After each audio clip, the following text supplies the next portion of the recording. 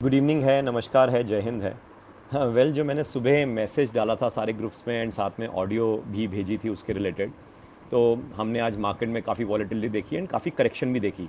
तो उसके बाद मेरे पास अब तक मैंने जस्ट व्हाट्सएप चेक किया या मेरे पास जो मैसेजेस वगैरह आए और कई फ़ोन कॉल्स जो मिस कॉल्स आई, तो मैंने देखा कि कई लोगों के एक ही सवाल है कि कहीं मार्केट क्रैश तो नहीं होने वाली, क्योंकि जब से मैंने सुबह से मैसेज डाला है तो उससे मार्केट काफ़ी करेक्ट हुई है एंड फर्दर कहीं क्रैश तो नहीं हो जाएगी।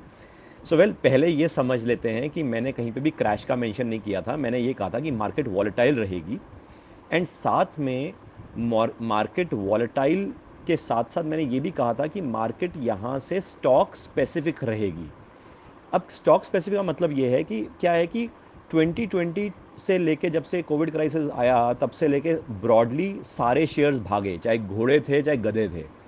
एंड जितने भी लोगों ने कोई भी स्टॉक्स बताया हो, चाहे स्मॉल कैप है, मिड कैप है, लार्ज कैप है, चाहे यूट्यूब चैनल वाले ने बताया हो, चाहे ब्रोकर ने बताया हो, सब ब्रोकर ने बताया हो या टीवी वालों ने बताया हो, सारे शेयर्स बड़े हैं क्योंकि मार्केट्स ओवरऑल ब्रॉडली बड़ी है।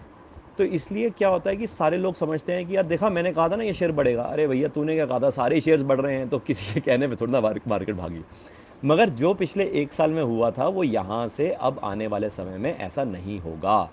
मार्केट्स का मतलब ऐसा नहीं होता कि सारे शेयर्स बढ़ते हैं, जो कि पिछले एक साल में हुआ और ऐसा फेज़ एक ज़माने में 2004 से 2008 में भी आया था, जिसके बारे में मैंने जिक्र भी किया। तो अब सारे घोड़े गधे बराबर नहीं भागेंगे। तो हमें समझना ज़रूरी है कि यहाँ से मार्केट्स में जो वॉलेटिलिटी रहेंगी ब्रॉडली, हमें समझना है कि कौन से स्टॉक स्पेसिफिक चलेंगे, ताकि हम अपने अपने पोर्टफोलियो को एक बार समझ लें। एक्चुअली मैं यहाँ पे शायद थोड़ी चीज़ ये भी बताना चाहता हूँ कि हर गिरावट जो होती है ना मार्केट में, उसको क्रैश नहीं कहा जाता, और हर बार जो मार्केट उठती है उसको बूम नहीं कहा जाता। कई बार मार्केट में शेयर्स को या मार्केट को गिरा जाता है ताकि आम आदमी हम जैसे बेच के बाहर निकल जाएं। क्यों? क्योंकि बड़े आदमी ने खरीदना है ना, इसलिए वो ऐसा माहौल बना देता है कि हम फटाफट उसको सोचते हैं क्रैश आ गया और हम बेच देते हैं और वो अगला खरीद लेता है। और कई बार मार्केट को जानबूझ के बढ़ाया जाता है या शेयर्स को बढ़ाया जाता है ताकि हम जैसे आम आदमी फंस जाएं और ख़रीद लें।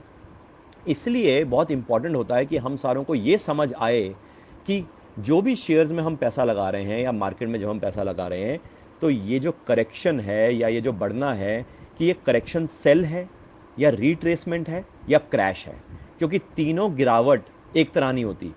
गिरावट में समझना ज़रूरी है कि ये जो गिर रही है मार्केट या जो शेयर है, क्या ये करेक्शन सेल है या रिट्रेसमेंट है या क्रैश है।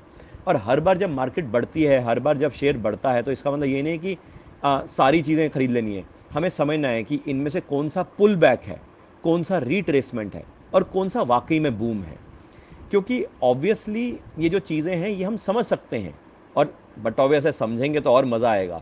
क्योंकि रीज़न क्या है कि निफ्टी हो या कोई भी स्टॉक हो, जब वो बढ़ता है तो थोड़ा सा करेक्ट होगा फर्दर और बढ़ने के लिए, यानी कि सांस लेगा, करेक्शन देगा, फिर वापस बढ़ेगा।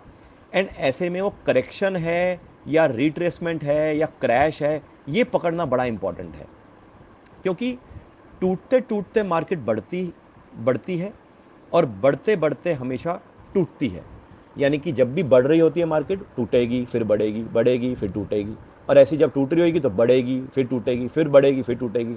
तो आम आदमी इसी में फंस जाता है, बस यही समझना है। आम आदमी हर गिरती हुई मार्केट में क्या करता है? एवरेज करता है, क्योंकि उसको ये सिखाया गया है कि हर बार जब मार्केट गिरे ना, एवरेज कर लेना। और जब भी मार्केट, वो गिरती वाली मार्केट में जब भी वो थोड़ी सी उठती है ना, वो तो फटाफट एवरेज कर लेता है और हर बढ़ती हुई मार्केट में बेच देता है। और जब बेच देता है तो भी परेशान होता है, क्योंकि उसके बाद और बढ़ रही होती है, और जब एवरेज करता रहता है तो उसके बाद और गिर रही होती है तो भी परेशान रहता है। इसके लिए मेरा कहने का मतलब ये है कि इसको हमें समझना चाहिए, सीखना चाहिए, जिसको मैं हमेशा कहता हूँ कि आपको प्राइस एक्शन और मार्केट साइकोलॉजी को समझना चाहिए।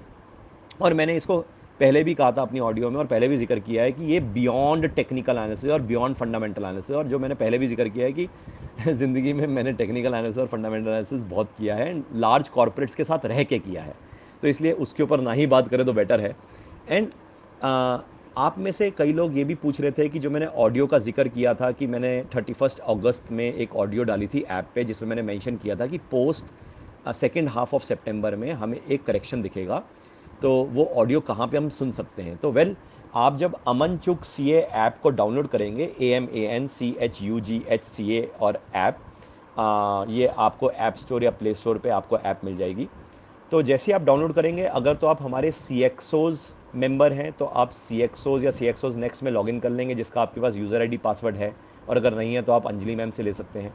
और अगर आप हमारे CXO मेंबर नहीं हैं तो आप इंडस्ट्री प्रोफेशनल्स में लॉगिन कर सकते हैं। और अगर आप कहीं पे भी इंश्योरेंस, म्यूचुअल फंड वगैरह का काम करते हैं तो आप फाइनेंशियल एडवाइज़र्स में लॉगिन करेंगे। एंड वहाँ पे जब आप लॉगिन करेंगे तो वहाँ पे एक सेक्शन है नॉलेज बेस। नॉलेज बेस में 31 अगस्त की ऑडियो है, वो आप सुन सकते हैं।